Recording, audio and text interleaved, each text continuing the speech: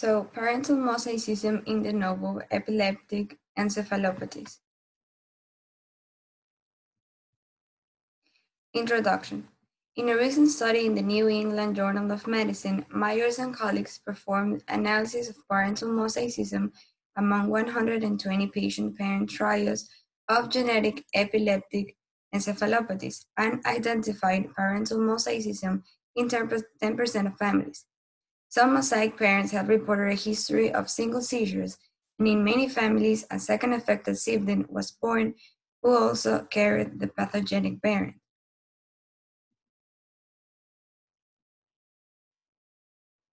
We hope we were able to expand your understanding of inheritance and de novo mutation.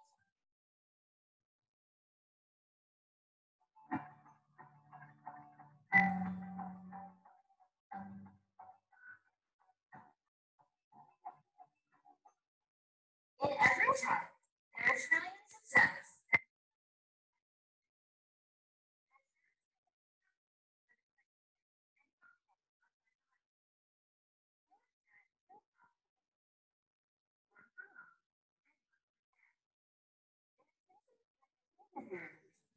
mutation or a disease-causing change in the DNA can be a mom's copy,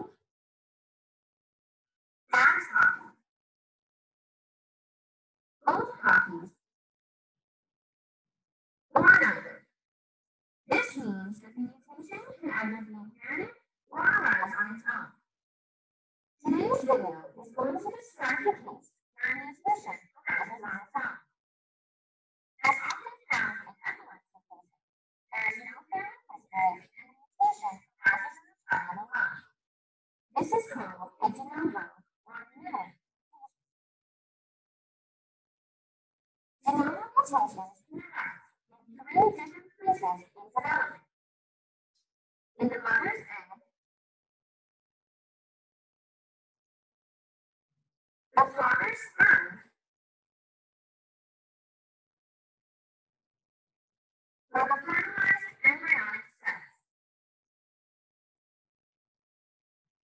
If the mutation came from the egg or sperm cells, the parents still do not develop symptoms because their DNA sample does not show the mutation anywhere other than the reproductive cells. However, the child's mutation will affect their entire body if the novel mutation occurs. On behalf of this video, we hope we were able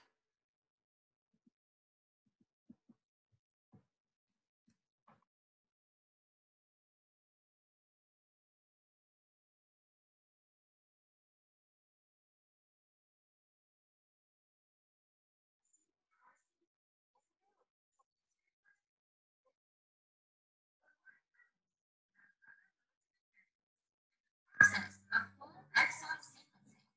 Please see the links below.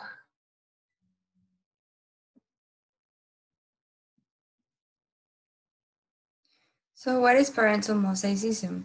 Somatic mosaicism occurs when a single cell acquires a variant during embryonic development, so that it can be passed to the child and affect the child. We currently quote a recurrence risk in future pregnancies of 1% for patients with apparent de novo variants or new variants, but these findings suggest that the real recurrence risk may be as high as 50%. Referral to a prenatal genetics professional may be appropriate for a family of a child with a confirmed genetic epilepsy if the family is considering having additional children.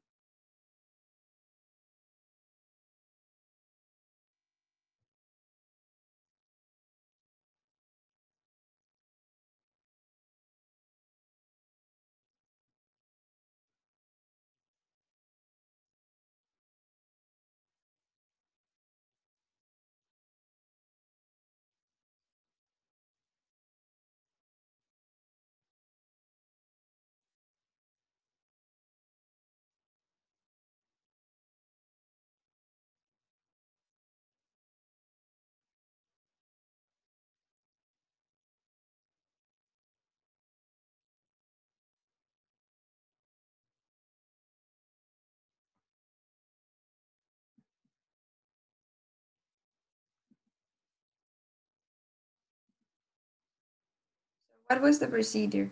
Myers and colleagues tested DNA from peripheral blood and saliva tissues from parents and found highly variable levels of mosaicism ranging from 1.4 to 30%.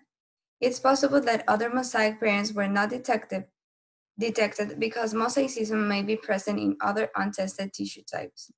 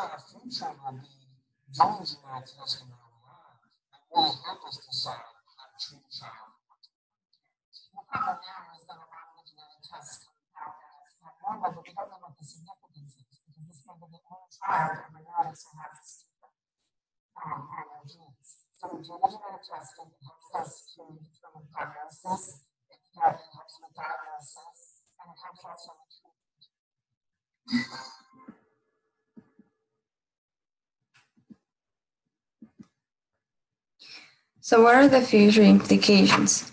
As a genetic counselor, the ideal scenario would be for these findings to support development of a sensitive diagnostic test that could be offered to families of children with an apparent Novo variant to help better identify mosaic parents.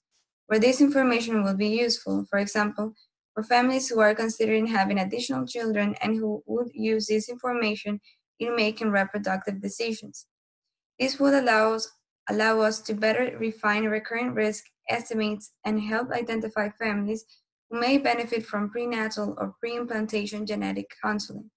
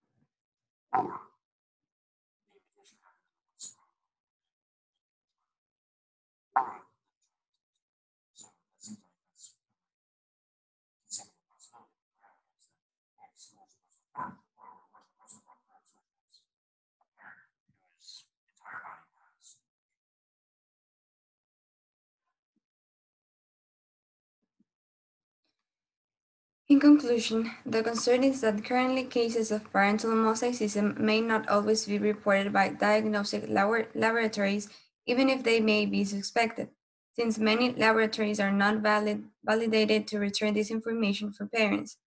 Parental mosaicism is likely not confined to genetic epilepsies.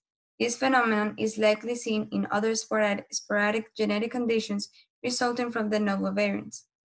Further research in other non-epilepsy fields of genetics is needed to see if these findings can be replicated in other genetic conditions.